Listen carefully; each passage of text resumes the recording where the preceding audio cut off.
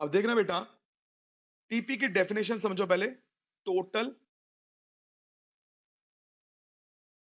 Fiscal product, इसको बोलते हैं टोटल प्रोडक्ट। इसकी डेफिनेशन क्या है? It is the total output. ये क्या है? टोटल आउटपुट होता है एट अ पर्टिकुलर, एक पर्टिकुलर क्या है? Level of N input, level of N input, एक पर्टिकुलर लेवल है किसका? इनपुट का। व्हेन द, जब क्या है? When the employment of all other input, सारे अदर इनपुट का क्या है? Is constant. ठीक है। कैसे बेटा?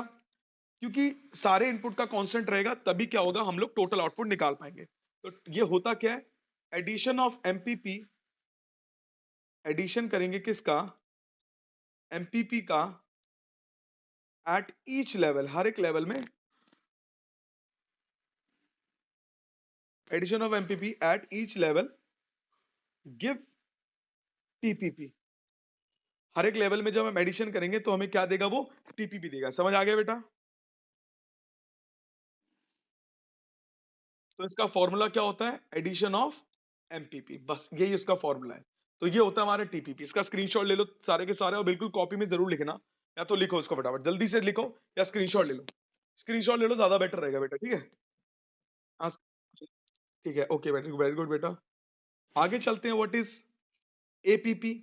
एमपीपी, एमपीपी क्या होता है? Marginal product. It can be defined as the change in, हम क्या कर रहे हैं? Change in total product. ठीक है? To the per unit change in input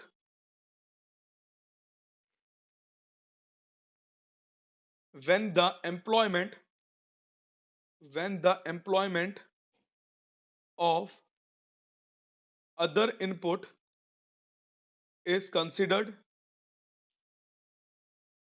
given and constant, given and constant। तो इस बात को समझना, ये डिफाइन किया जाता है कि जितना भी टोटल आउटपुट में चेंज होता है, फॉर्मूला क्या है? Change in TP divide by change in labour. तो इसी चीज को दर्शा रहा हूं। ये डिफाइन किया जाता है कि total product to the per unit change in input when the employment of other input क्या है? कंसिडर्ड गिवन एंड कांस्टेंट बताया जाता है। ठीक है बेटा? समझ आ गया बेटा? कि जितना चेंज हो रहा है, हर एक लेवल में चेंज हो रहा है, उसको बताया जाता है। It's called MPP, but it's called marginal fiscal product. समझ आ गया?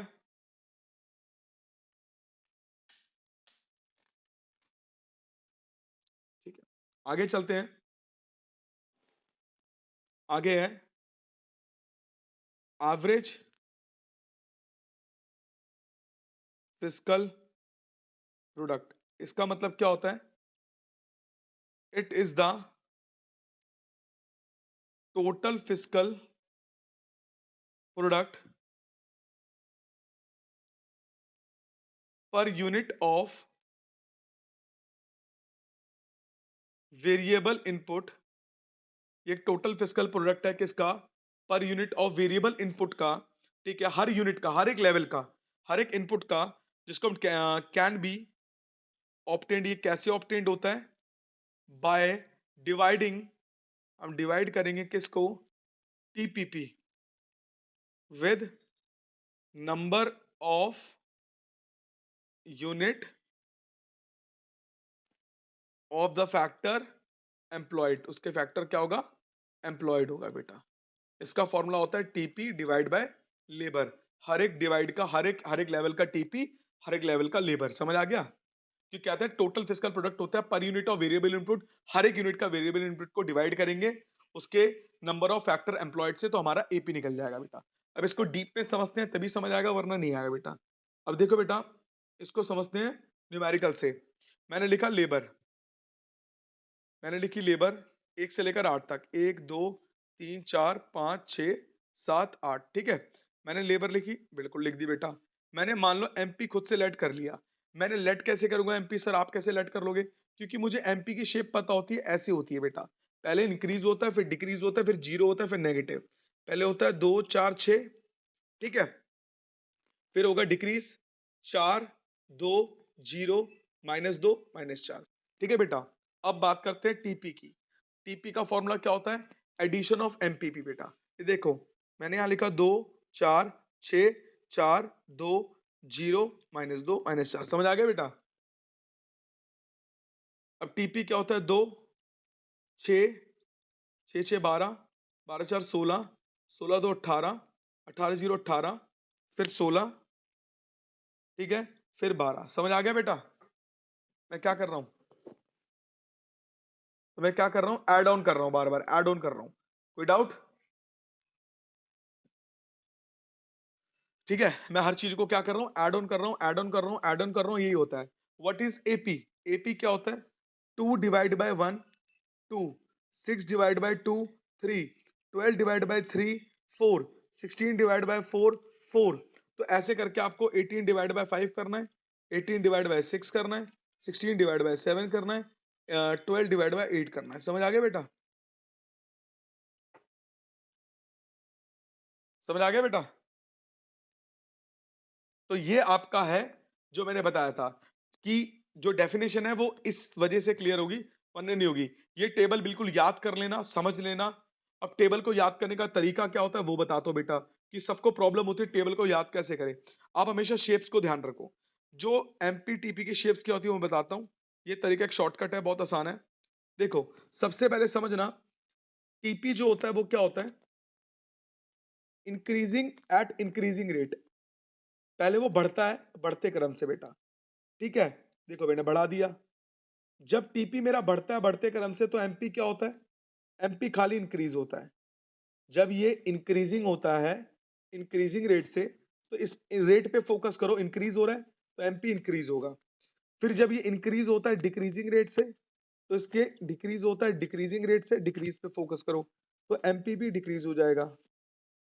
फिर ये मैक्सिमम होता है और मैक्सिमम पे कांस्टेंट होता है, इसीलिए एमपी जीरो होता है। फिर क्या होता है? फॉलिंग एंड फॉलिंग टीपी, तो इसीलिए नेगेटिव होता रहता है। समझ आ गया बेटा?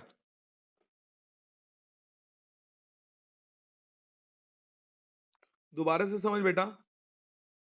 देख मेरे साथ साथ बनाइयो, मेरे साथ साथ समझियो दोबारा से। ठीक है, बहुत इजी है बेटा। जो टीपी होता है ना, उसकी शेप क्या होती है पहले समझ बेटा।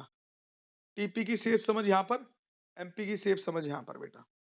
टीपी जो होता है ना, सबसे पहले इंक्रीज होता है ऐसे। पहले टीपी को समझ, सॉरी, ये बेटा। टीपी जो होता है ना, सबसे पहले ऐसे होता है, इंक्रीजिंग एट इंक्रीजिंग रेट। ये समझ आया बेटा? फिर वो होता है इंक्रीजिंग एट डिक्रीजिंग रेट। ये समझ आया बेटा?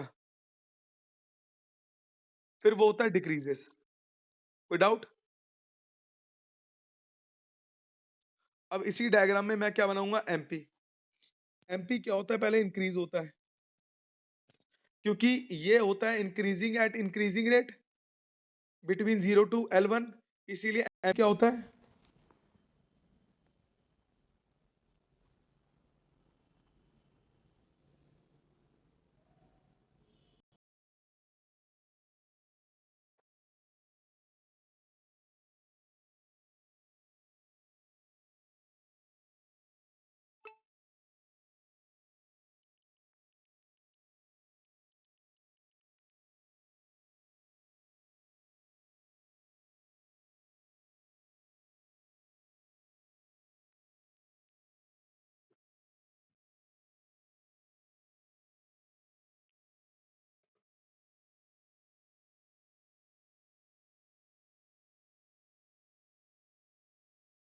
और अब जाने की नहीं जाना आज?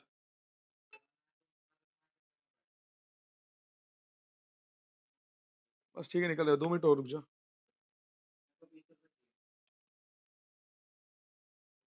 बिल्कुल है बेटा।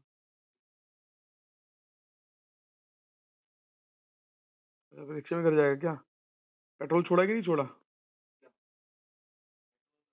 नहीं है।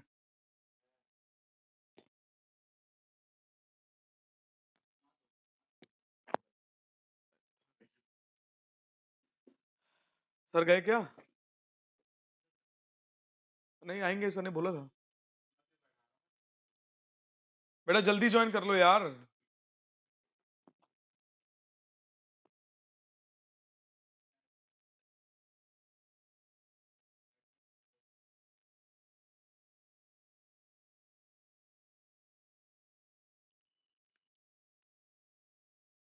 10 मिनट की रहेगी क्लास। मैं तेरे को देख तो रहा, मैं काम ही कर रहा हूँ भाई पूरा दिन।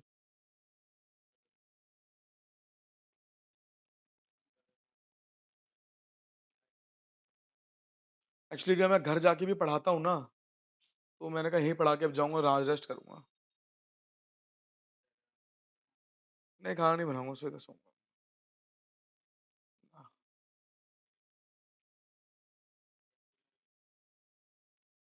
हाँ। हैं? क्या चाहिए बेटा? क्या? क्या पॉइंट?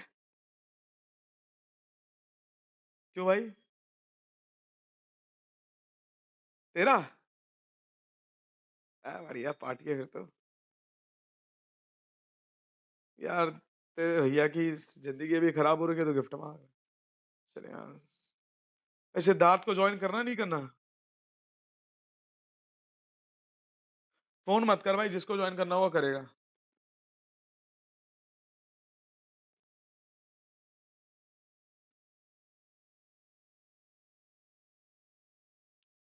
हाथ पैर दर्द हो रहे हैं।